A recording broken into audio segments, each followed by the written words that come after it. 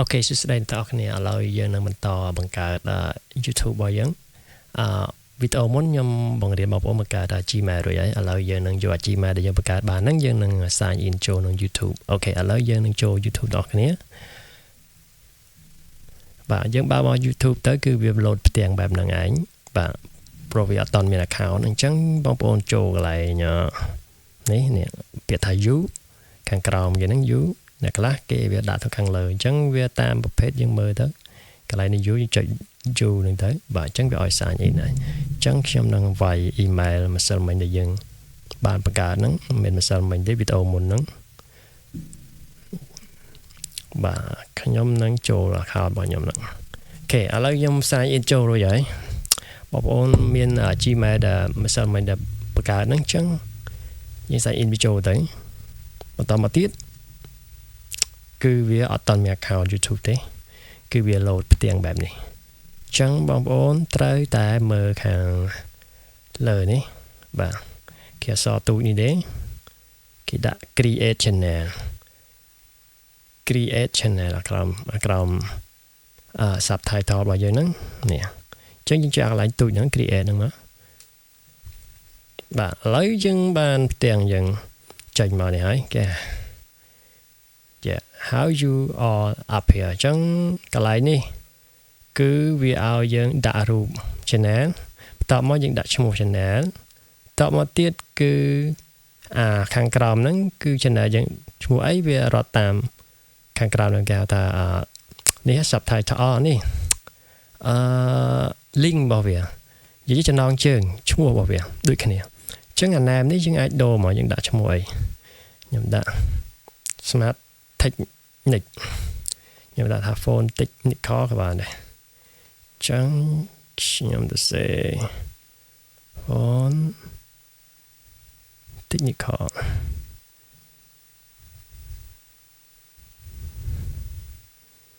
ចេញ no សេអង់គ្លេសចូលចេះដល់ technology ក៏បាន technical បានអូខេចឹងខ្ញុំទៅសេដាក់ចំណងជើងចេះ phone technology ចឹងចុះខ្ញុំចុច save បងប្អូន like save ចុច save ទៅតាមមកឈ្មោះយើងវានឹងហើយអា handle ហ្នឹងគឺវាដើរតាមចំណងជើងដែលយើងដាក់ឈ្មោះហ្នឹងអញ្ចឹងវាដើរតាមគ្នាអញ្ចឹងអូខេឥឡូវយើងនឹង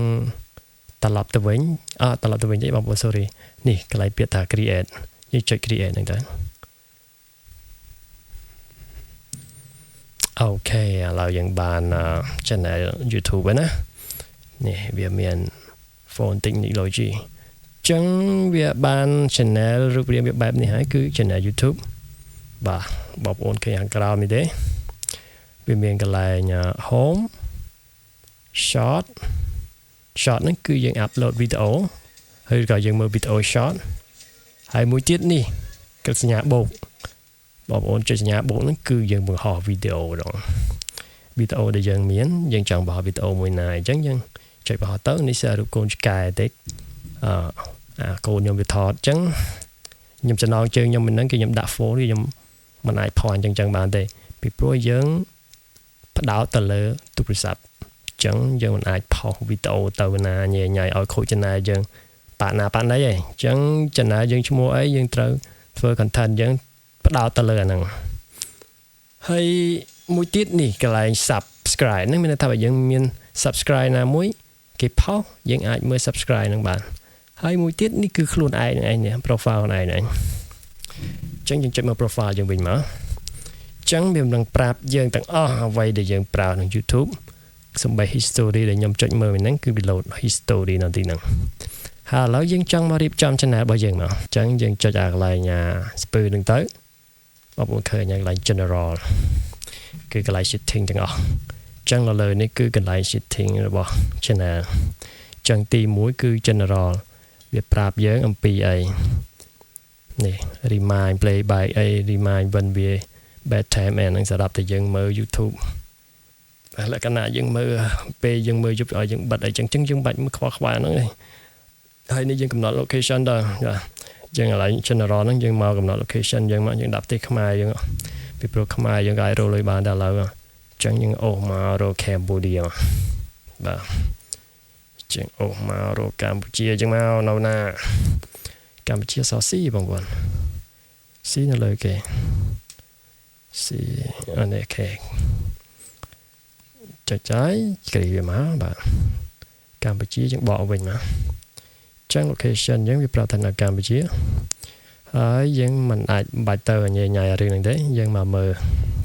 ខាងក្រោយនេះមានទ្វី account បើយើងមាន account 2 3យើងទ្វីទៅចេញ account ដូចជាខ្ញុំមាន account មួយទៀតចឹងយើងវាទ្វីទៅចេញ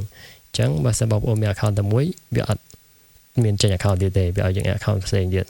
ហើយមកទៀតនេះ family center អីផ្សេងនេះគឺបងប្អូនបាច់ខ្វាយខ្វល់វាទេយើងចេញទៅវិញទៅហើយអាណា application ហ្នឹងគឺ alert សម្រាប់ alert ប្រាប់យើងពេលគេចូលអីចឹងវា load alert ដូចយើង Facebook load ចឹងអាហ្នឹង notification ហ្នឹងគឺយើងបាច់ខ្វល់ខ្វាយវាទេហើយមួយទៀតបងប្អូនមើល data នេះក៏យើងមិនបាច់តន់ខ្វល់ខ្វាយវាដែរពីព្រោះអានេះវាអត់តន់មានទិន្នន័យអ្វីយើងខ្វល់ខ្វាយទេហើយ privacy នេះគឺកន្លែងដែលប្រាប់យើងអំពីដែលយើងប្រើប្រាស់ YouTube សម្រាប់អីគេ control ប្រើប្រាស់អ្វី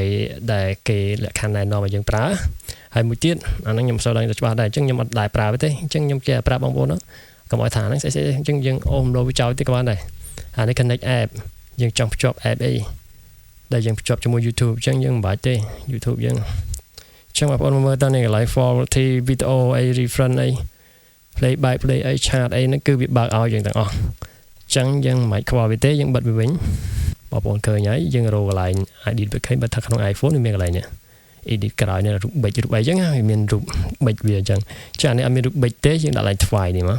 ហើយចូល edit ដូចគ្នាអូខេហើយបន្ទាប់មកបងប្អូនមើលកន្លែងនេះទៅដែលខ្ញុំទៅសេមពេញឈ្មោះហ្នឹងរួចហើយ handle នេះគឺវា auto មកវាទេហើយនេះគឺ channel URL របស់យើងហ្នឹងដែលយើង copy យកទៅ pass ទៅកន្លែងផ្សេងៗក៏បានហើយនេះ description ខ្ញុំនឹងទៅសេអំពី phone this channel talking about phone channel ចឹងយើងទៅសេឲ្យវាត្រូវនឹងអាក្បួនយើង talking ឲ្យអង់គ្លេសចេះច្រើនណាស់ about phone អូខេចឹងខ្ញុំសេវាចឹង description យើងហ្នឹងយើងដាក់រួចហើយ channel យើងក៏យើងដាក់រួចដែរអ្នកដែល like នេះដែល subscribe ទាំងអស់គឺ private វាអត់ឲ្យឃើញទេចឹងបើយើងចង់ឲ្យឃើញយើងបើកវិញមកចឹងអាហ្នឹងបើឲ្យគេឃើញក៏បានឲ្យគេឃើញក៏បានតាមចាយនិយាយភាសាថៃទៀតគឺគេពាក្យលីទៀតឥឡូវអូខេហើយយើងនឹងមកមើលកន្លែងលើនេះគឺយើងត្រូវដូរ profile យើងទៅចឹងខ្ញុំជ្រើសរើសរូប profile មួយណាដែលយើងចង់ដាក់អីចឹងទៅណាចឹងខ្ញុំនឹងរកដាក់យើងអត់មានបាន save រូបអីចឹងទេចឹងវាអត់មានរូបអីទេចឹងខ្ញុំរកចាដាក់រូបតុក្កតានេះចាអូខេចឹង profile គឺអត់មានបាក់ទេដូចយើងលេង Facebook ចឹងយើងដូរវាចឹងទៅបាទដូររូបដូចអីចឹងទៅវា save កំពុង save បងប្អូនបាទឥឡូវ profile ចឹងដូររួចហើយនេះឥឡូវនេះ background នេះចង់ដាក់ខ្សែចិត្តចឹងទេអញ្ចឹងវាអត់មានអីទៅជាបញ្ហាទេអញ្ចឹង channel របស់យើងបង្កើតរួចហើយបងប្អូនចង់ផុសវីដេអូក៏ចុចកន្លែងនេះទៅចុចកន្លែងសញ្ញាលេខបូកហ្នឹងទៅបាទអញ្ចឹងវាឲ្យចូលទៅវីដេអូយើងហើយបាទវាមាន live មាន record អញ្ចឹងនិយាយចង់ record ក៏បានណា record និយាយចង់ live ក៏បានអញ្ចឹងយើងចង់ផុសវីដេអូក៏បានដូចវីដេអូនេះឧទាហរណ៍វីដេអូឆ្កែនេះមួយចុចលើវីដេអូហ្នឹងមកបាទហ្នឹងវានឹងផុសឲ្យយើងហើយយើងចុចនេះទៅបាទហើយយើងទៅសេ title របស់វាទៅសេពីអីទៅណាខ្ញុំសេអំពីកូនឆ្កែអញ្ចឹងទៅបាទយើងទៅសេតែអ្វីដែលយើងចង់ផុសអញ្ចឹងយើងធ្វើ content យើងផុសវីដេអូអញ្ចឹងទៅអញ្ចឹងខ្ញុំគាត់តែប្រៀបត្រួសបងប្អូនមើលទេបាទហើយយើង upload វាទៅមកហើយយើងសម្រាប់មើលនេះអីគេឲ្យក្មេងមើល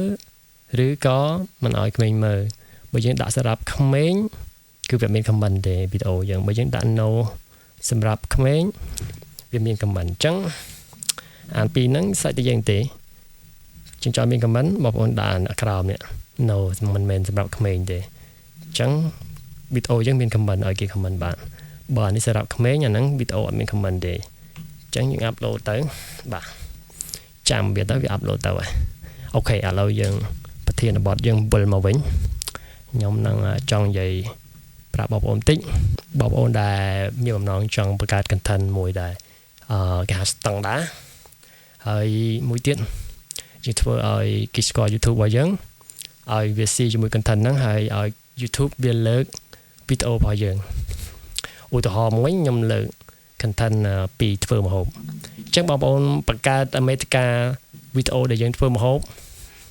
បងប្អូនធ្វើ content ហ្នឹងគឺបងប្អូនបង្កើត channel ហ្នឹងបងប្អូនត្រូវតែចូលមើលវីដេអូដែលធ្វើម្ហូបហ្នឹង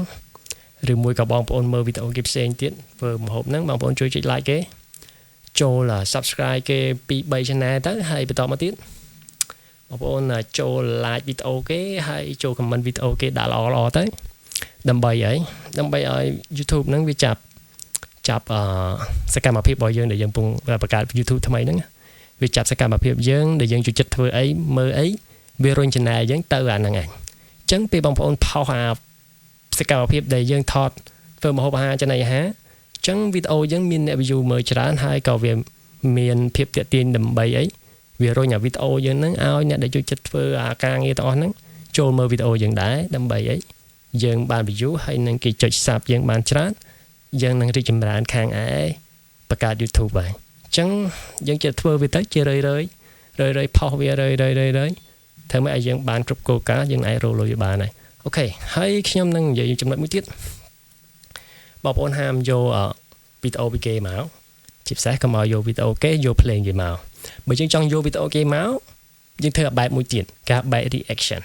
reaction ហ្នឹងគឺ content reaction គឺយើងកែច្នៃវីដេអូគេយ៉ាងណាឲ្យល្អប្រសើរជាងអ្នកមុនទៀតពេលខ្លះយើងបញ្ចូលសម្លេងកំប្លុកកំប្លែងយើងធ្វើអ្វីមួយទៀតកាត់កន្លែងខ្លះអញ្ចឹងវាតាក់ទងនឹងការកាត់វីដេអូច្រើនណាអញ្ចឹងវាញ៉ៃអញ្ចឹងខ្ញុំចង់ឲ្យបងប្អូនធ្វើ original ខ្លួនឯងទៅវាស្រួលជាងអូខេ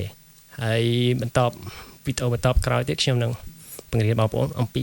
ការកាត់វីដេអូក្នុងកម្មវិធីទូរស័ព្ទដៃពីព្រោះខ្ញុំបរៀនមេរៀននេះគឺខ្ញុំបដោតទៅលើអ្នកដែលប្រើទូរស័ព្ទទេខ្ញុំអត់បដោតទៅលើខាងអ្នកមានកុំព្យូទ័រទេខ្ញុំបដោតទៅលើអ្នកដែលប្រើ smartphone អញ្ចឹងខ្ញុំជំរុញឲ្យបងប្អូនណាដែលគាត់អត់មានធនធានអ្នកដែលចូលវ័យចរេអីចឹងគាត់អត់ចេះប្រើ PC អញ្ចឹងគាត់មាន smartphone ទូរស័ព្ទអីគាត់អាចធ្វើដោយខ្លួនឯងបានអូខេសម្រាប់វីដេអូក្រោយយើងនឹងជួបគ្នាបន្តទៀតបាយបាយ